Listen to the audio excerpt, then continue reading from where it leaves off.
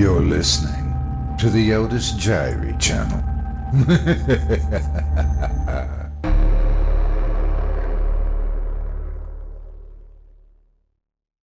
On Film by Charlie Davenport, narrated by Otis Jiry. I don't know how long the film had sat in that box at my family's place. The 4 rolls had been swept up with a number of small items in my mom's effects. Things that I can't explain why we took them. Keys, loose change, Polaroids that had begun to blur with the deterioration of age. Things too small, too transient to have any value, sentimental or otherwise. They were all things that could easily be brushed into a trash bag. All of the big-ticket items, as Jake had called them, had been tucked away into all the cut-rate storage facilities we could find around Rhode Island, and it was just down to a few scraps that needed to be cleared away before the realtors brought in the first of the prospective buyers. I had fully intended to leave them in the hotel to let some poor maid working for minimum wage and whatever tips tourists decided to give her deal with the last of my burdens. However, Ella had carefully placed the bag into her checked luggage, reasoning that I'd cared enough to take them, so I must have wanted them. It wasn't until we were back in California that I found the glossy black bag crinkling under my wife's unmentionables. The collection of jangled keys, quarters, and lost memories took up residence in a drawer right below our linen closet for several more months. Why she chose to get them developed, where she even found a place that still did that kind of thing, I'll never know. I am, by trade and nature, a logical man, concerned with all the measurable things in life. This characteristic was a constant source of frustration to my mother, who placed great value on the unknown and unseen of the world. I'm sure she would have told me that Ella, my wife, had taken the bag and had them developed because I was supposed to see them, that it was part of some larger plan.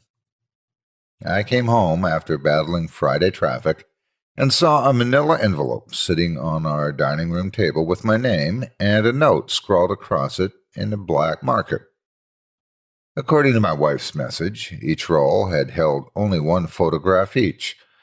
This little odd fact was enough for me to sit down and take a look. We had some of Mom's pictures hanging at the house, the same kind she'd sold at her roadside shop.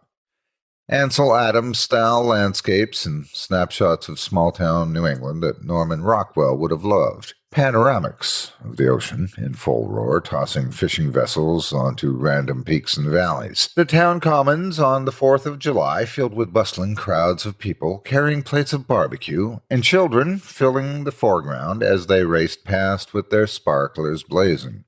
Tourists to our sleepy little town purchased them in numbers high enough to cover the heating bills in the winter months and the darkroom chemicals she needed year-round. She loved the town and the people that resided there in a way that shone through in her work. Mom always proclaimed that if you hadn't been born with the good fortune to be from Hampton, Rhode Island, you could at least take a piece home with you. Looking at them filled me with a profound sense of regret. I got a beer from the fridge before I sat down to look at the contents of the folder. The images in the folder were far different from what I was used to from my mom's lens. The first showed a heavy early morning mist wrapping itself around tall tombstones, monuments to settlers originally from the Plymouth and Massachusetts colonies and the generations of their descendants that had lived and died there, all of them now feeding the soil. I recognized it as the Bicknell Cemetery right across from the house I'd grown up in. I had passed by it every morning and evening, looked in at it in sunshine and in shadow every day, more or less for 18 years, but never like this.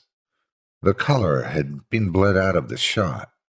At first, I thought it was in black and white. The lawn was the only splash of, life in the picture. With all that mist in the air, the grass should have been verdant, but it was pale, bleached, brutalized imitation of green. Even still, as I held the picture by the edges, I swore I could almost feel the dampness. My mother had never understood my motivations for moving. She couldn't bear the thought of me living out there, not just out of Rhode Island, but in California, of all places. I could still remember the phone call where she'd outlined all of the deaths in LA County via natural disaster or crime every year. Earthquakes, brush fires, mudslides, and that eternal dryness were as close to her idea of a living hell as she could imagine. I took a slug of beer, which quickly became a gulp. It was bitter and cleansing. I rubbed my fingers together absently, and I found they were wet. In my opposite hand, I held a bottle beaded with sweat. Another gulp, and before I knew it, the beer was more than half gone. I set the photo aside, feeling exhausted by the effort of simply looking at it. The next photo was of a single mailbox I didn't recognize at first. There was a long row of trees behind it, allowing no view of what lay on the other side. Across from it was another long stand of trees, both sides forming a border to a road that stretched out toward some point in the distance. The quality of the light suggested that it could have been taken around midnight, but as this photo was actually black and white, it was difficult to tell. It was as empty and still as the first photo had been, but I had the sense of an intense sort of life to it, like there was something rustling just around the edges of what it had to show. I could hear the gentle crackle of the trees as they swayed in the wind, and a constant rhythm of crickets in the tall grass announced their presence to predators and mates alike. I still could not place where in Hampton this picture was taken. I wondered for a moment if my mom had gone out of town, taken a photo of some neighboring town. I decided it was unlikely, as anything over a 20-minute drive was, by her standards, a long haul. When I'd invited my mom to our wedding, she was overjoyed. She'd met Ella a few Thanksgivings ago, and by the end of the meal, she nodded approvingly. My wife was the kind to speak her mind on all matters, and she was funny when she did it, traits that brought a lot of stock with Mom. As we were leaving for the airport and she was wishing us a safe journey, she'd pulled me in close and whispered, "Tommy." She was the only one who ever called me that. "She'll fit in here just fine," and then smiled warmly at us and waving as we pulled out of the driveway. My heart sank all the way down to my ankles. Her initial joy and approval soured when I told her the wedding was going to be in California. My grandmother, who still lived with Mom at the time, couldn't make that kind of journey, and there was no way that she could leave her alone. I told her that having the ceremony on the West Coast was just a practical matter. Ella had more friends and immediate family than I did. My family's inner circle had been dwindling for years as my hometown battled through financial hardship. More and more of the year-round residents had pulled up stakes.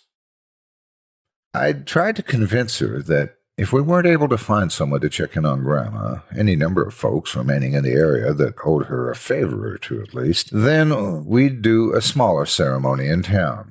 Mom had carefully explained that she couldn't impose on anybody like that. How could anyone but her possibly be expected to know the schedule of pills Gram took, what shows she liked, or how she took her soup in the evenings? "Tommy, you needn't bother with another ceremony," she said. She didn't need any second-hand sentiment, thank you very much. I felt a dibble of sweat run down my back, and I got up to check the thermostat. Ella had set it to a steady 78 degrees. I heard the air conditioning kick on in protest of the blistering triple-digit temperatures, and in a few moments the house cooled considerably. I pressed the back of my hand to my forehead, and it came away moist. I went into the kitchen to grab a dish towel and another beer. As I came back from the kitchen, the picture of Bicknell Cemetery was face up near the edge of the table. I would have sworn I had placed it face down. My eyes fell on the photograph of the mailbox, and seeing the two side by side let something fall into place. The mailbox was not the one I remembered from my childhood, that having blown down in Hurricane Floyd back in 1999, but the address printed on the side was the same. 8601 Saconnet Lane. The mailbox was in front of my house, my mother's house. Across from it was the cemetery, but the trees, placed so tightly together, prevented any sight of it even in the bare skeletal state they were in the photo. Similarly, my house was hidden on the other side of the road. Even without the trees, the house was at the end of a winding half-mile of driveway, very much concealed until you rounded the final bend. My mother had told me when I was 9 that the street was named for the tribe that lived there years before our family had settled in. When I asked her where they lived now, she'd said that they hadn't gone anywhere. She told me that if I listened closely at night, I'd hear them roaming around the woods, angry at having their home taken away and looking for revenge. Oh, how she laughed when she found me under the blankets that night with a flashlight blazing away and my eyes wide in terror. I looked again at the address on the side of the solitary box. It was very clear, even in the gloom, and I wasn't sure how I could have missed it before. I pulled on my beer, closing my eyes to savor it, and when I opened them, my house was dark. Ella had bought thick insulated curtains to shut out the harsh California sun. It was easy to lose track of time. I pulled out my phone and saw that it was nearly 8 at night. There was also a voicemail from Ella. She was working late, and if I hadn't already, I should probably go ahead and grab myself something out of the fridge. Wasn't a bad idea. I sat at the table for just shy of 3 hours and had a sickly kind of buzz in my head. Beer on an empty stomach, something Mom had always warned me about. I picked up the envelope and saw that there were just 2 pictures left inside, and I nearly got up there. Nearly went into the kitchen and made something for my wife and me to eat together when she got home. Nearly. One of the last times I'd spoken with my mom, she told me that when I come home that year for Christmas, I better spend as much time with my grandmother as possible, as it was likely to be my last chance. Well, I'd heard some version of this every year since I could remember, and despite knowing that it was entirely possible, the frequent repetition had deadened its impact. We'd established a leapfrog holiday schedule since we'd gotten married. One year, it'd be Thanksgiving at my family's and Christmas at Ella's. The next year, the locations would swap, and every year I would get a call expressing the pressing concern of Grandma's mortality. Were those people out there really so much more important than my own family? Was she really going to have to suffer another holiday without her children? This had only gotten worse since Jake had gotten married and spent most holidays with his in-laws. After 4 years, I had finally had enough. I don't remember all the words that were said. I've probably chosen not to, but after many slings and arrows back and forth between us, I finally told her that just because she'd been too scared to go past the town line didn't mean that the rest of us had to die in Henton. My mother grew quiet.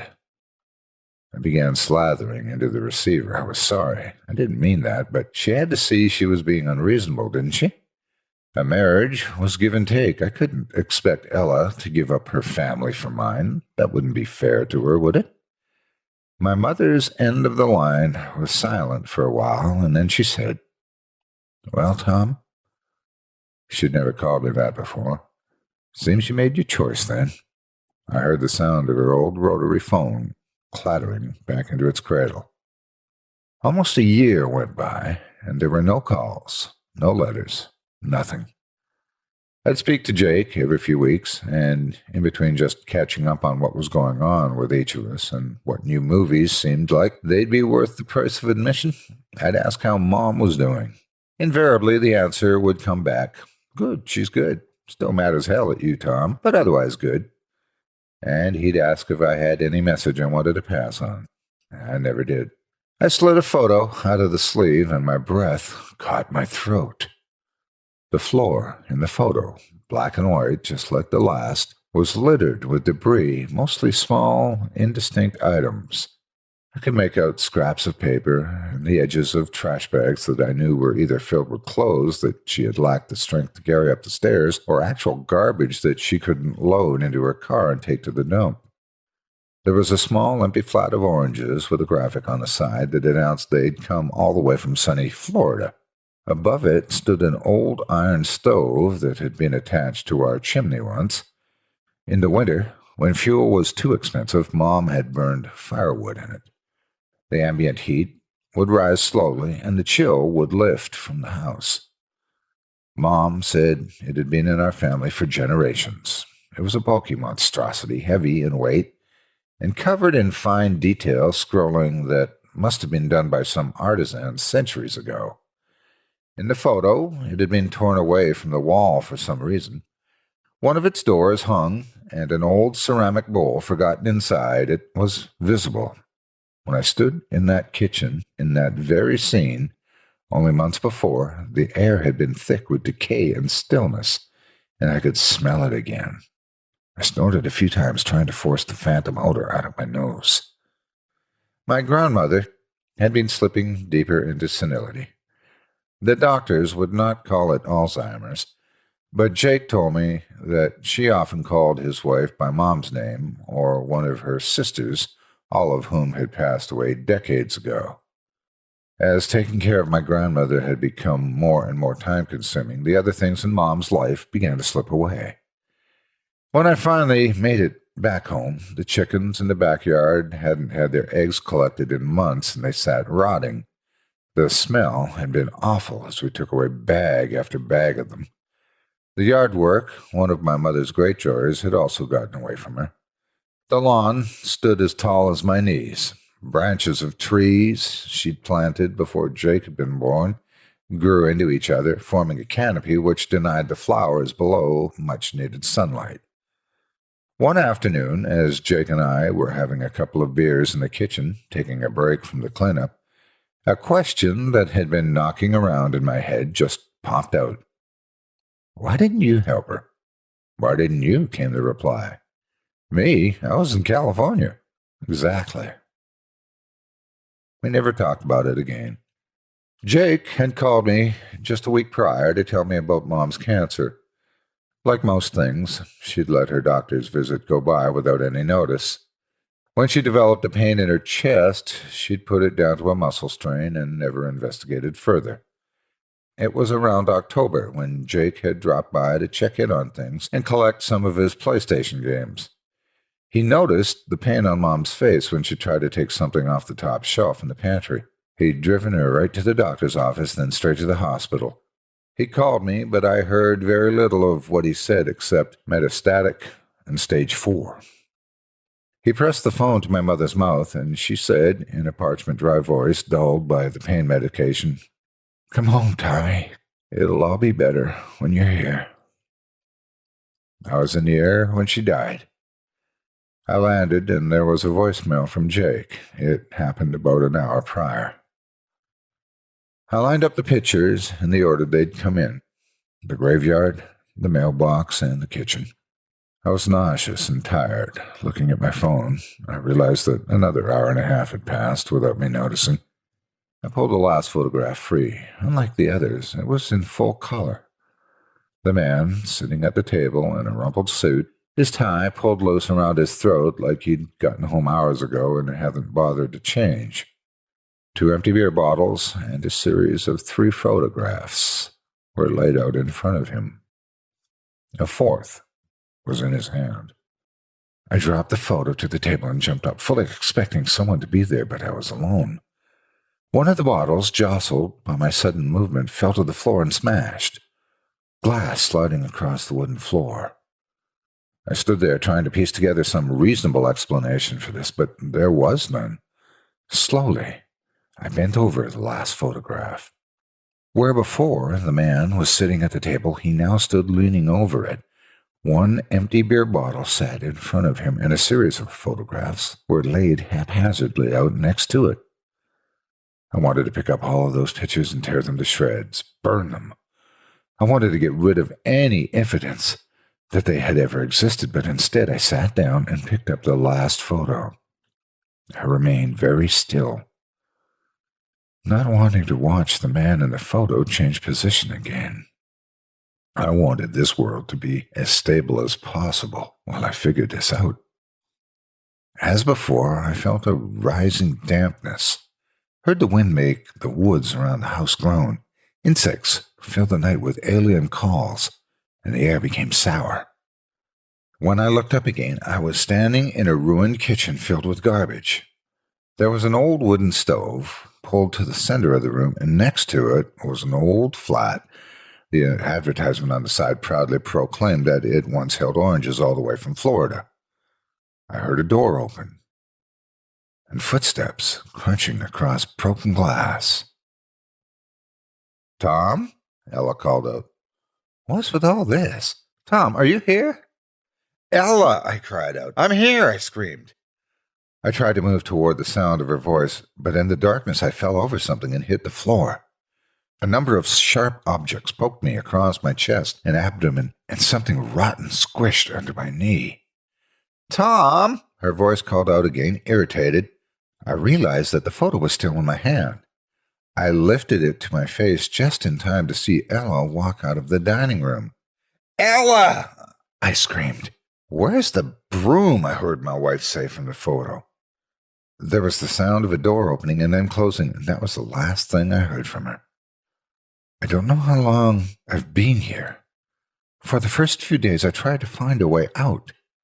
I pulled at the front door for hours, but it wouldn't budge. I threw that orange box at the window, and after it bounced off, I picked it up and swung it like a bat at them. My hands ached, but the glass was none the worse for wear. I even tried going up to the second floor, but somehow I always ended up right back here. I can set my foot on the first step, but as soon as I lift the other off the kitchen floor, I find myself in front of the stove. The picture of my home back in California doesn't change. I look at it all the time, hoping that I'll see Ella or anybody walk through the frame, but it always is just a picture of the dining room with one beer bottle on the table and 3 photos laying face up next to it. I haven't slept since I got here, and my mind has started to make a noise. I don't know if it's crying or whimpering, but I've made it more often than not lately. I don't mind, though, because when I stop and there's no wind blowing through the trees and the bugs stop their piercing chirps, the smell of decay will get stronger in that quiet, that absolute quiet, and I hear a voice, parchment dry and dulled by pain meds, say, "Come home, Tommy.